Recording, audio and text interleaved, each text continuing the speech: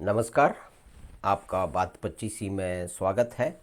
और बात 25 में आज हम एक विवाद की बात कर लेते हैं, जो कि एक तरह से देखा जाए तो भारत की राजनीति में एक जो मतभेद है, या कि मेजॉरिटी और माइनॉरिटी की बात है। तो मेजॉरिटी कौन है, माइनॉरिटी कौन है, और राजनीति में वोटों का सिलसिला है। जिसको अधिक वोट मिलेंगे वो जीतेगा, और जिसको अधिक सीट मिलेगी पार्लियामेंट में या कि विधानसभा में, वो जाके सरकार चलाएगा। अब वो सरकार अच्छी भी चल सकती है, बुरी भी चल सकती है, काम चलाऊ भी चल सकती है, जैसा कि हमेशा होता आया है। तो ये चुनाव के दौरान ये बातचीत की गई।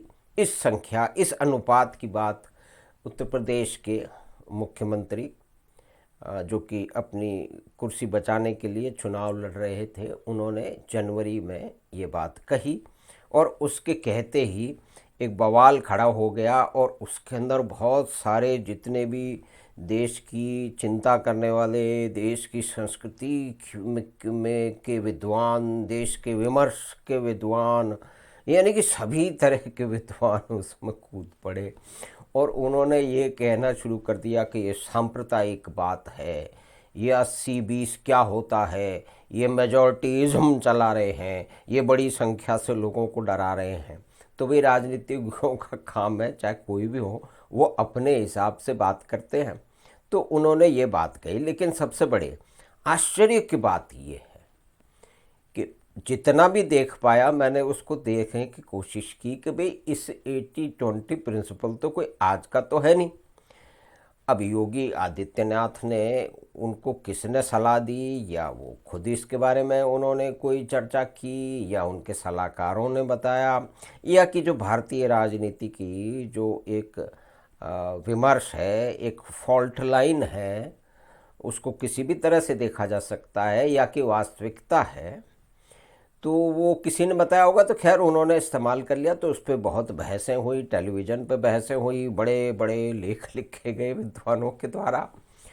लेकिन यहाँ पे ये देखना और समझना ये आवश्यक है कि क्या ये योगी आदित्यनाथ ने पहली बार इस नियम या सिद्धांत या कि दृष्टि की विवेचना की, या उन्होंने बोला? शायद उन्होंने नहीं बोला। लेकिन आश्चर्य की बात यह है कि जितने भी देश के विद्वान हैं, जो कि बड़े बड़े लेख लिखते हैं, टेलीविज़नों पर घंटों छाए रहते हैं, यानी कि एक तरह से देखिए कि देश में कोई भी विमर्श है, उसका नेतृत्व उनके पास रहता है। बहुत बड़े सारे लोग हैं। तो किसी ने उसका ऐतिहासिक परिप्रेक्ष्य और उसकी जो रियलिटी है, जो कि ऐतिहासिक एक तथ्य है, उसके बारे में किसी ने कोई भी बात नहीं की। क्योंकि उनको सिर्फ योगी आदित्यनाथ राजनीतिज्ञ हैं, उन्होंने राजनीति के हिसाब से उन्होंने कहा कि भाई 80 और 20 है।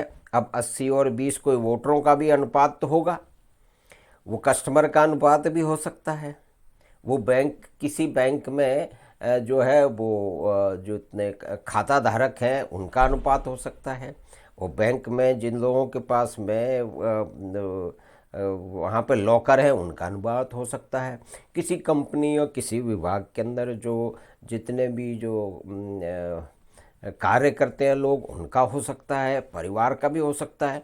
तो इसमें बहुत सारी बातें हो सकती हैं।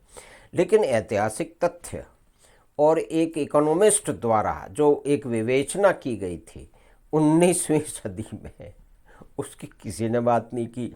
ये बड़े आश्चर्य की बात है। तो 80-20 को जो भारत का जो राजनीतिक विमर्श है और जो विद्वानों की माथापच्ची है, यानी कि मेजॉरिटी और माइनॉरिटी के बीच में उसको फंसा के रख दिया।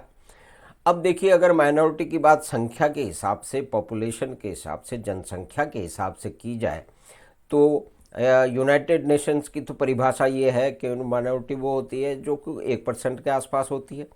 तो लेकिन यहाँ हिंदुस्तान में कुछ अजीब तरह की दूसरी बातें चलती हैं। वो कहते हैं कि 20-30% है, वो भी माइनॉरिटी है।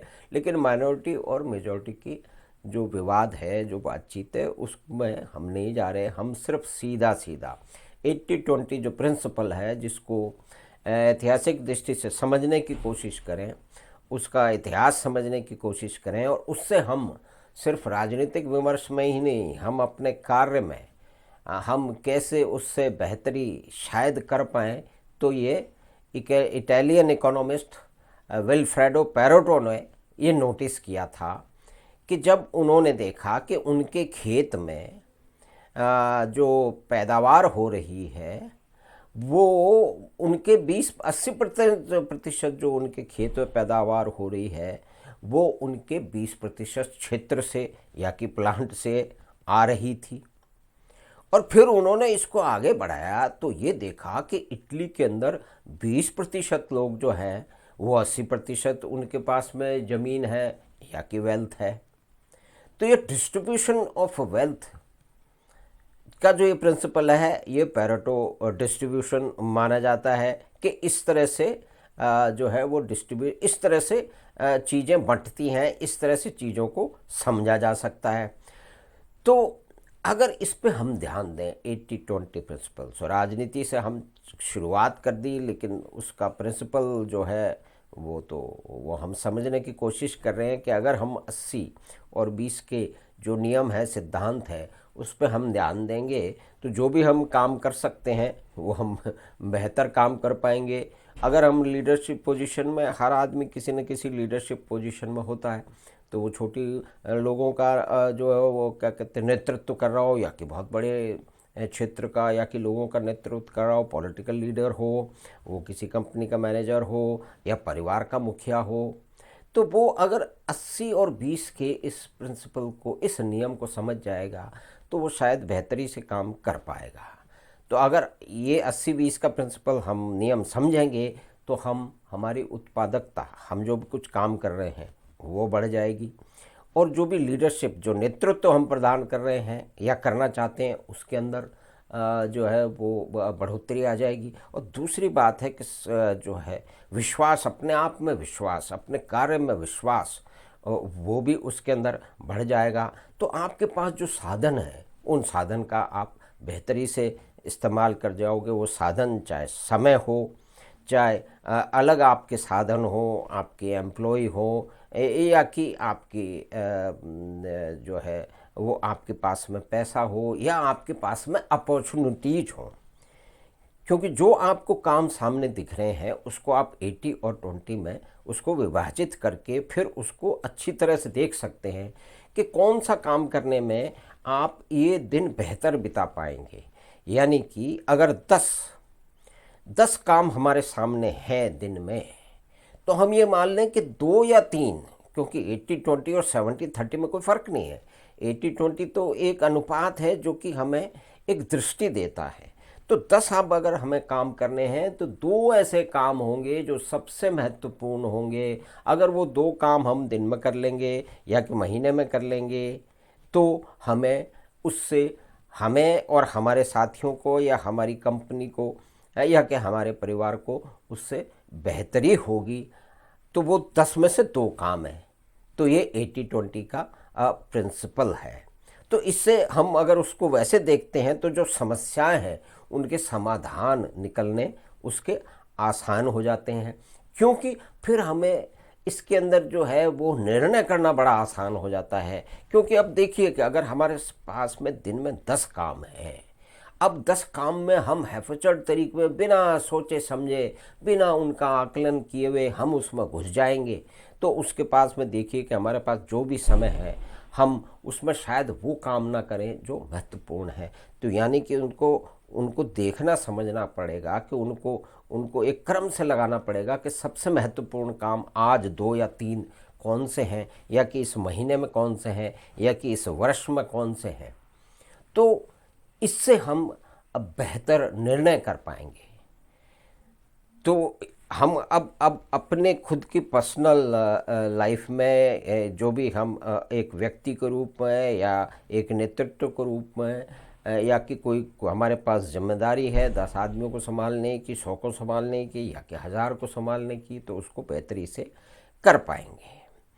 तो ये पेरेटो प्रिंसिपल 19वीं सदी में उन्होंने इसकी गणना की थी, उन्होंने आंकलन किया था, उसके बारे में जानकारी इकट्ठी की थी, उन्होंने लिखा था, लेकिन इसको उन्होंने प्रतिपादित नहीं किया था। पेरेटो प्रिंसिपल का नामकरण भी जो है वो जोसेफ जुरान ने 1940 में किया, यानी कि बहुत दिनों बाद कोई आदमी काम कर जाता है, कुछ विशेष जानकारी लिख जाता है, समझा जाता है, कहीं पे उसको दर्ज कर जाता है, तो उसको जो फिर अनुसंधान करने वाले लोग हैं वो बाद में जाके देखते हैं और उसकी जो महत्व है वो पहचानते हैं और फिर लोगों के सामने लाते हैं। तो इसी तरह से डॉक्टर जोसेफ जुरान ने 1940 में ये कहा कि ये पेरेटो का जो आंकलन है, जो उनका निर्णय है ऑपरेशंस मैनेजमेंट में, यानी कि आप काम कैसे कर रहे हैं। फैक्ट्रियों में देखा ऑपरेशंस, अगर कोई भी हम आदमी हैं तो हम कुछ ऑपरेशन कर रहे हैं, कुछ काम कर रहे हैं। वैसे तो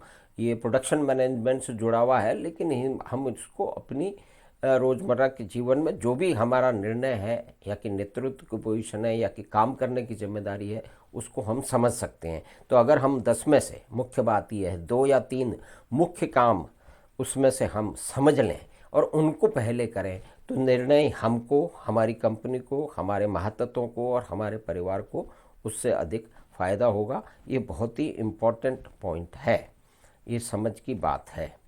तो इसको मैनेजमेंट की किताबों में पढ़ाया भी जाता है, हमने भी पढ़ा है, लेकिन आमतौर पे इसकी चर्चा होती नहीं है।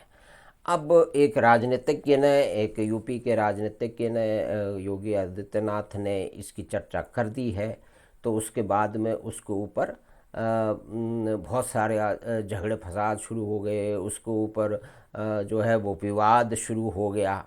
तो इसको ऐसे भी समझ सकते हैं कि it's a principle of vital few and trivial many, यानी कि दिन में आपको 10 काम करने हैं तो मुख्य काम जो हैं वो 2 या 3 हैं, बाकी जो 8 और 7 काम हैं वो उतने महत्वपूर्ण नहीं है अगर हम उनकी तुलनात्मक अध्ययन करके उसका निर्णय करें।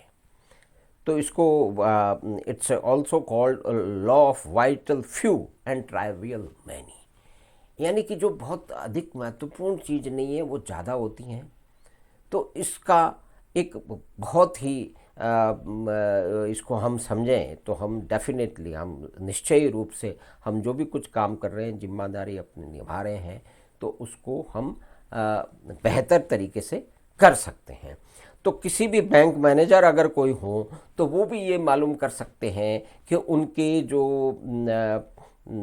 80% जो उनका जो व्यापार है या कि जो उनका बिजनेस है या उनकी जो अर्निंग है बैंक की, वो 20 या 25% या इसमें कम या ज़्यादा, वाइटल फ्यू, यानी कि महत्वपूर्ण कुछ, तो 20 या 30 से प्रतिशत से उनकी सारी की सारी आय उनकी आती है और बाकी से 80% है, उससे 20% आती है। तो इससे हम समझ जाएं तो ये जो हमारे पास साधन है जो भी है उसको हम बेहतर मैनेज उसको कर सकते हैं। और इसी तरह से, क्योंकि जैसे पेरेटो ने जो अपनी गणना की थी इटली में और अपने खेत में की और फिर उन्होंने देखा कि भाई कुछ लोग, तो इसका मतलब कुछ लोग जो हैं उनके पास अधिक जानकारी होगी, कुछ लोग हैं उनके पास में अधिक जो वो एफिशिएंट होंगे, यानी कि उनके कार्य करने की क्षमता अलग होगी, तो कुछ लोगों के पास जानकारी भी अधिक होगी। तो ये इक्वलिटी का जो प्रिंसिपल है, जिसको बार बार मैं इक्वल अपॉर्चुनिटी, यानी कि आपको संभावनाएं आपके सामने बराबर होनी चाहिए, लेकिन लोग बराबर नहीं हैं, कम से कम समझ में और कार्य पद्धति में और आउटपुट में वो जो कुछ कर सकते हैं वो बराबर नहीं है। ये हम अपनी किसी कंपनी में 10 आदमियों को भी देख सकते हैं, तो हम 2 या 3 के जरिए 80% से बेहतर काम ले सकते हैं, यानी कि 20-25% जो है वो उसमें मुख्य काम आउटपुट वहाँ से आता है। तो ये एक महत्वपूर्ण बात है। इसकी शुरुआत राजनीतिज्ञों ने की है, इस पे विमर्श बड़े बड़े गर्मा गर्म बहसें टेलीविज़नों पे चली हैं, बड़े बड़े जो है वो आर्टिकल लिख दिए गए हैं। मेरी नज़र में तो नहीं आया, हो सकता है कहीं किसी ने भी लिखा हो, लेकिन वो उस तरह से सामने नहीं आया, उसकी चर्चा नहीं हुई। उसको 80-20 को वही मेजॉरिटी माइनॉरिटी के जो झंझट है, जो फॉल्ट लाइन है, उसमें समेट के रख दिया गया। तो एक बड़े आश्चर्य की बात है कि हमारे यहाँ विमर्श किस तरह का होता है। जैसे ही 80-20 आता है तो किसी की तो समझ में आता, भाई हिंदुस्तान में इतने बड़े बड़े मैनेजमेंट इंस्टीट्यूशन हैं, उनको तो मालूम है, उसके जितने बड़े बड़े वहाँ आचार्य हैं, बड़े बड़े प्रोफेसर्स हैं, विद्वान हैं, डॉक्टरेट हैं, उनको तो मालूम होना चाहिए। हो सकता है इसके बारे में कहीं किसी मैनेजमेंट इंस्टीट्यूट में बात हुई हो, कहीं पे किसी मैनेजमेंट की किताब में लिखा हो, लेकिन वो कम ही लोगों के पास गया, अधिक लोगों के पास में नहीं जा पाया है। तो ये एक वास्तविकता है कि जो हमारे पास में सूचनाएं हैं, वो 20% सूचनाएं महत्वपूर्ण हैं और 80% सूचनाएं महत्वपूर्ण नहीं है। उससे हमें कोई लाभ नहीं मिलेगा, उससे हमें कोई जानकारी नहीं मिलेगी। तो आज हमने बात की पैरेटो प्रिंसिपल की, 80-20 रूल की, इस नियम के हिसाब से हम बहुत सारी बेहतरी कर सकते हैं। लेकिन पिछले दिनों इसकी शुरुआत हुई राजनीति के मंच से। तो ये था 80-20 80-20 का सिद्धांत। तो इस हमें आशा है कि 80-20 का जो सिद्धांत है उसकी बातचीत आपको निश्चय ही पसंद आई होगी। तो आप अपने मित्रों और परिवार के साथ साझा करें। जो विद्यार्थी भी हैं, जो भी इन चीज़ों को समझना चाहते हैं, उनको इस सूचना, ये महत्वपूर्ण सूचना है, आप खुद भी इसका इस्तेमाल करके देख सकते हैं। तो ये आप निर्णय करके देख सकते हैं कि दिन में से जो 5 काम आपको करने हैं या कि 10 करने हैं, महीने में करने हैं, उसमें से 2 काम ऐसे होंगे जो आपको सबसे पहले करने चाहिए। उससे आपको आपकी बेहतरी होगी, चाहे वो किसी भी क्षेत्र में हो। वो कि ज़रूरी नहीं है कि सिर्फ धन कमाने, अर्जित करने के क्षेत्र में हो। वो आपकी प्रतिष्ठा की भी, आपके सेटिस्फेक्शन की भी बात हो सकती है, वो आपको खुशी भी दे सकती है, और वो आपके पास में जो भी साधन है उनका बेहतर उसका आप उससे आउटपुट निकाल सकते हैं। तो हमें आशा है कि ये बात 25 पे ये बातचीत आपको पसंद आई होगी। तो आप बात 25 को सब्सक्राइब करें, लाइक करें, और हम आपसे जल्दी ही फिर मिलेंगे बात 25 की अगली बात में। धन्यवाद, नमस्कार।